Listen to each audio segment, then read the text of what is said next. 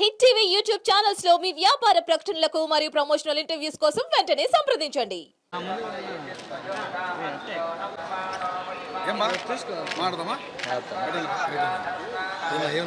తిరుమల తిరుపతి యొక్క ప్రాశస్త్యం తెలిసినటువంటి కోట్లాది మంది హిందూ భక్తులందరూ కూడా గడచిన 5 ఏళ్లలో గుండె లవిసేలా ఎలా రోదన వేదన వ్యక్తం చేశారో మీ అందరికీ తెలుసు.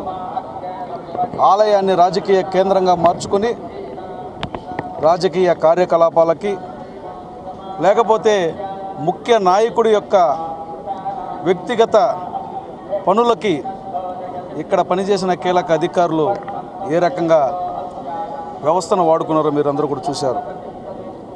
గడిచిన 2 నెలలుగా గౌరవ నారా చంద్రబాబు నాయుడు గారి పాలనలో ఇక్కడికి వచ్చినటువంటి ఎగ్జిక్యూటివ్ ఆఫీసర్ శ్యామలరావు గారు కానీ, అడిషనల్ ఎగ్జిక్యూటివ్ ఆఫీసర్ చౌదరి గారు కానీ భక్తులకు ఎక్కువ ప్రయారిటీ ఇవ్వడం జరుగుతుంది.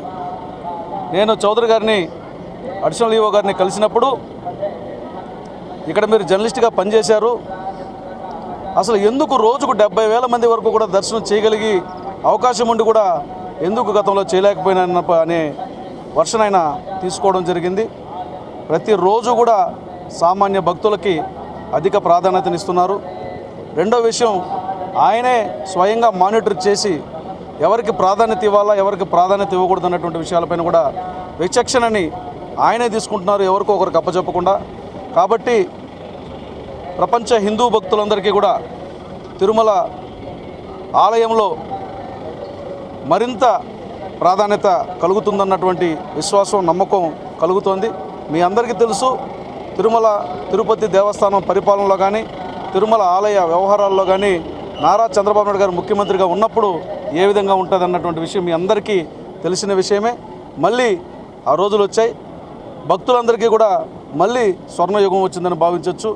క్షణకాలం స్వామివారి దర్శనం కోసం, కనురెప్పపాటు దర్శనం కోసం ఎక్కడెక్కడి నుంచో వస్తున్నటువంటి భక్తులందరూ కూడా మళ్ళీ ఇప్పుడు సుదర్శన టోకెన్ తీసుకుని కూడా నడుచుకుంటూ వచ్చి కూడా దర్శనం చేసుకుంటున్నారు. నిన్న మొన్న కూడా చూస్తే అధిక రద్దీ ఉన్నా కూడా కొండ మీద దాని ప్రభావం కూడా కనపడకుండా 70,000 మంది మించి దర్శనం చేసుకునే వెసులుబాటుని ఏ రకమైనటువంటి తోపులాటకు అవకాశం లేకుండా చేస్తున్నటువంటి అధికార యంత్రాంగాన్ని మరొకసారి మనఃపూర్వకంగా అభినందిస్తున్నాను. ఇది చంద్రబాబు నాయుడు గారి యొక్క మార్కు పాలన. చంద్రబాబు నాయుడు గారు, పవన్ కళ్యాణ్ గారు, మోదీ గారు ముగ్గురు కలిసి ఈ త్రయం ఈ రాష్ట్ర ప్రభుత్వాన్ని ఎంత సమర్థంగా నడుపుతున్నారో ఆలయ పాలన వ్యవహారాలను కూడా అంతే సమర్థవంతంగా నడుపుతూ భక్తులకి అధిక ప్రాధాన్యతనిచ్చి సామాన్య భక్తులకి వారి అభీష్టం మేరకు స్వామివారిని దర్శనం చేసుకుని వారి భక్తితో సమర్పించుకునే మొక్కులు సమర్పించుకునేటప్పుడు బాధతోనో లేకపోతే ఇబ్బందులు పడుతూనో ఏవగించుకుంటానో కాకుండా భక్తితో వాళ్ళందరూ కూడా వారి మొక్కులు చెల్లించుకునే భాగ్యాన్ని ఇక్కడ కల్పిస్తున్నందుకు వారందరూ కూడా ధన్యవాదాలు తెలియజేస్తున్నారు.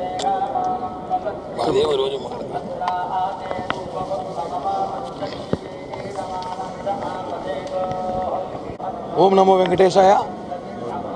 గత 5 సంవత్సరాల క్రితం తిరుమల వెంకటేశ్వర స్వామి ఏమైపోతున్నా బాధపడేవాళ్ళం. గత ప్రభుత్వంలో ఎప్పుడెప్పుడు ప్రభుత్వాలు మారుతాయా, దేవుని కాపాడుకోవాలని చెప్పి అనేక పోరాటాలు జనసేన పార్టీ తరఫున చేశాం. గతంలోని అధికారి ఎవరైతే అన్ని శాఖల అధికారి ఒక వ్యక్తి ఉన్నాడో, ధర్మాలైన వ్యక్తి, తిరుమలని పూర్తిగా తన కనుసనలో పెట్టుకొని ఎంప్లాయీలని, ఉద్యోగస్తుల్ని, కొండపైన వ్యాపారస్తుల్ని ప్రతి ఒక్కరిని భయభ్రాంతులకు గురి చేసి అసలు దేవస్థానంలో గుళ్ళోకి వెళ్తుంటే వైసీపీ పార్టీ కార్యాలయానికి వెళ్ళినట్లే తప్ప దేవుడిని గుళ్ళో కూర్చున్నట్లేదు. అలాంటి వాతావరణం ఈరోజు పూర్తిగా మారిపోయింది. ఈ 2 నెలల్లో కూటమి ప్రభుత్వం రావడం, పవన్ కళ్యాణ్ గారు, చంద్రబాబు గారు తిరుమలను ప్రక్షాళన చేస్తారని చెప్పడం, మొట్టమొదట ప్రక్షాళన చేయడం, శ్యామలరావు గారు ఈవోగా తీసుకురావడం, అలాగే వెంకయ్య చౌదరి గారు అడిషనల్ ఈవోగా తీసుకురావడం, వీళ్ళిద్దరూ కూడా తిరుమలలో పూర్తిగా ప్రక్షాళన కనిపిస్తుంది. ఎందుకంటే లోపల ఇందాక ఎమ్మెల్యే గారు చెప్పినట్టు దర్శనానికి లోపల వస్తుంటే కూడా చాలా మంచి ప్రశాంత వాతావరణం ఉన్నది. గతంలో మొత్తం హడావిడి, ప్రోటోకాల్, గన్మ్యాన్తో సహా అది గుడా పార్టీ కార్యాలయం అనే అనుమానం చాలాసార్లు నేను వ్యక్తం చేశా. ఇప్పుడు ఇద్దరు ఈవోలు డిప్యూటీ అలాగే అడిషనల్ ఈవోలు తిరుమలని పూర్తిగా ప్రక్షాళన చేస్తారు. సామాన్య భక్తులకు ప్రాధాన్యత కల్పిస్తూ ఎవరికంత విలువలంత విలువిస్తారని చెప్పి కూడా తెలియజేస్తూ మరొకసారి ఈ తిరుమల తిరుపతి ప్రశాంతత కోసం చంద్రబాబు గారు, పవన్ కళ్యాణ్ గారు, మోడీ గారు ముగ్గురు తిరుమల ఇప్పుడు ఏ విధంగా అయితే ఉందో ఇదే విధంగా కొనసాగించాలని చెప్పి కూడా మనస్ఫూర్తిగా కోరుకుంటున్నాను.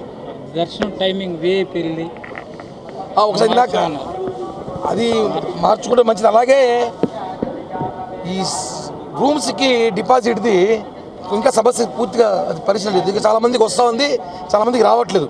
అంటే రీఫండ్ వచ్చినా కూడా చాలామంది చూసుకోవట్లేదు. అంటే అకౌంట్లో చాలామంది డబ్బులు వేస్తుంటారు, ఎవరు వేస్తారో తెలియదు. దాని మీద కూడా ఈవో గారితో అడిషనల్ గారితో మాట్లాడతారు, ఈరోజు రేపు మాట్లాడతాను మాట్లాడి ఖచ్చితంగా గతంలో ఎలా అయితే ఉందో cash deposit, refund cash deposit అదైతే బాగుంటుంది. ఎందుకంటే చాలామంది ఫోన్పే, గూగుల్ పే ఈ రోజు కూడా ఎవరో అమౌంట్లు వేస్తుంటారు, ఎవరు వేస్తున్నారు, టీటీడీ నుంచి రాలేదనుకుంటారు. టీటీడీ ఏమైనా డబ్బులు తీసుకున్న అనే ఆలోచన ఉంది, భ్రమలో ఉండకండి.